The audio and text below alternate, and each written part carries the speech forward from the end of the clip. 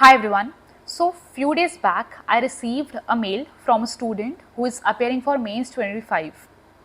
He sent his GS2 answer copy.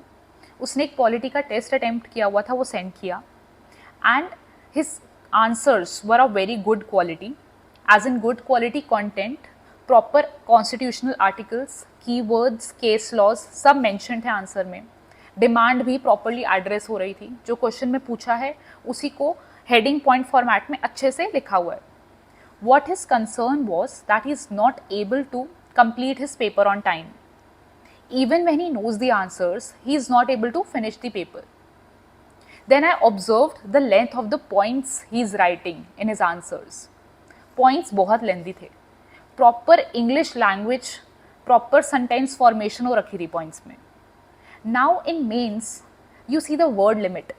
10 markers की 150 words होती है और 15 markers की 250 words होती है. So आपको प्रॉपर ग्रामर और इंग्लिश नहीं यूज़ करनी है. आपको अपना ध्यान में क्या रखना है, आप सिर्फ अपना कोर आर्ग्यूमेंट प्रेजेंट कर रहे हैं, तो वो कम से कम वर्ड्स में कैसे हो सकता है, और एग्जाम्पल देना है एक ज़्यादा से ज़्यादा सब्सटैंशिएट करने के लिए जो भी है. So even if you see Shruti Sharma ma'am's copy, she is AIR 1 of 2022, तो वो अपना सिर्फ आर्ग्यूमेंट मेंशन कर देगी और एक एग्जाम्पल. ये नहीं है कि हम एक पॉइंट को एलैबोरेटिवली एक्सप्लेन कर रहे हैं प्रॉपर. आप सिर्फ जो एक आपके पास द कोर आर्ग्यूमेंट है उसे मेंशन कर दीजिए. फ्लोई लैंग्वेज नहीं लिखनी है, फैंसी इंग्लिश वर्ड्स यूज़ नहीं करने हैं, सिंपल रखना है आंसर को, पॉइंट्स को.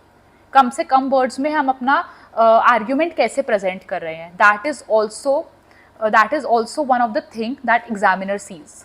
सो if you are not able to finish your paper on time, आप अपने आंसर्स को ऑब्जर्व करिए एक बार, आप कितने लेंदी पॉइंट्स लिख रहे हैं, तो उसको थोड़ा कंसाइज करने की कोशिश कीजिए.